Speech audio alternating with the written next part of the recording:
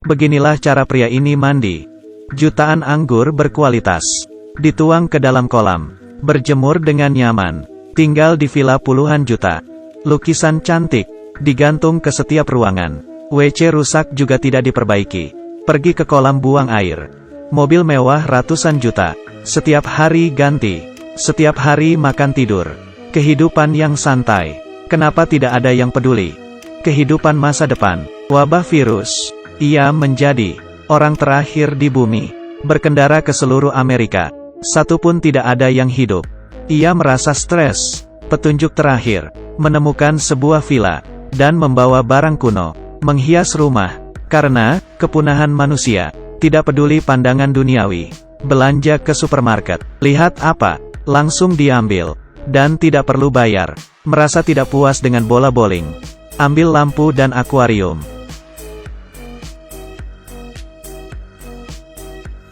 Dan paling hebat, mengambil mobil sembarangan. Ke mobil ratusan juta. Pelan-pelan dorong. Turun. Kehidupan yang bahagia. Tidak berapa lama, ia mulai merasa kesepian. Di koran lihat wanita tua. Ia merasa sangat cantik. Ia melihat orang yang lama sudah dikaguminya. Jendela, Dewi, baru mulai masuk. Dan heboh. Senang berkenalan dengan Anda.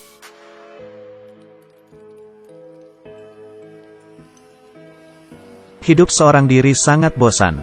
Ia gambar senyuman di bola. Berkata bosan. Malamnya, ia tidak bisa tidur. Mulai membentuk salib. Dan meminta ke Tuhan seorang wanita. Villa bagus berubah jadi tempat sampah. Kolam renang berubah jadi toilet. Harapan pria. Tidak jadi kenyataan. Seharian. Ia minum sendirian. Puluhan juga anggur. Dituang ke kolam. Dan sambil merendam. Setelah hidup sendirian selama setahun. Ia tidak tahan.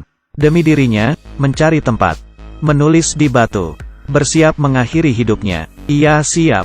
Menancap gas. Mobil mulai ngebut. Ke arah target. Ia menginjak rem.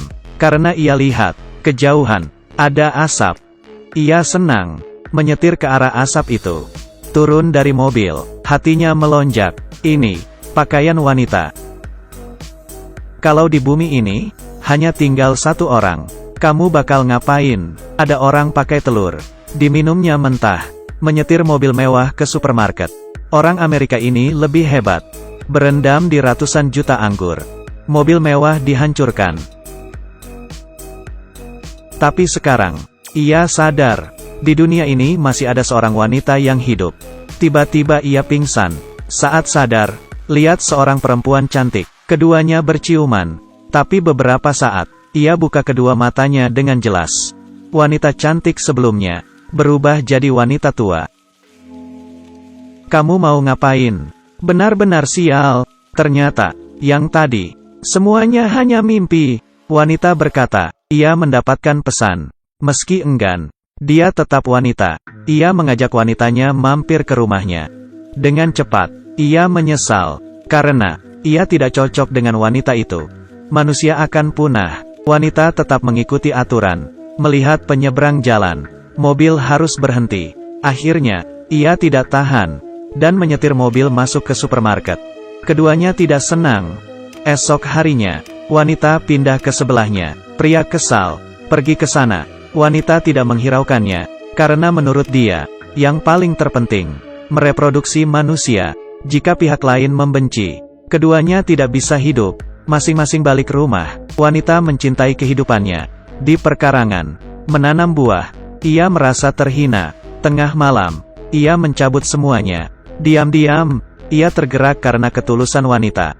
Akhirnya, ia pertama kalinya membantu wanita untuk mengatasi air. Keduanya bertemu. Memutuskan untuk memproduksi manusia. Setelah mengenal, ia tidak sabar. Mulai membuat ide. Tapi wanita ingin sesuai perasaan. Harus nikah dulu.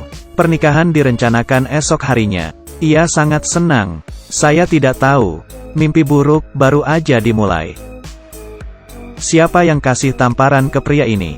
Sehari sebelum pernikahan, ia sibuk menyiapkan secara detail dan detail. Tapi pria tidak peduli. Melakukan apa yang ia mau. Mencoba berbagai jenis permainan.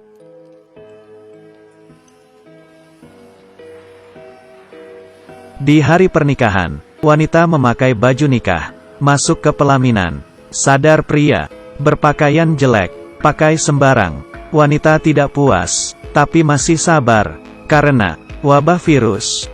Hanya mereka yang masih beruntung hidup, harus saling menolong, memproduksi manusia dengan cepat, sampai ke tukar cincin.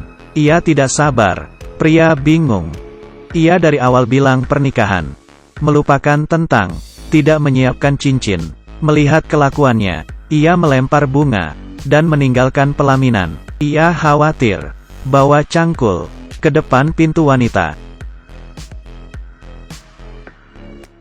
Melihat dekor kamar pernikahan, ia mengerti, wanita susah payah. Ia dengan tulus minta maaf, mengajaknya jalan-jalan, dan menyiapkan hadiah. Saya ada hadiah untuk kamu.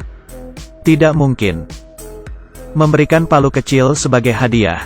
Jangan salah paham, ia tidak buruk.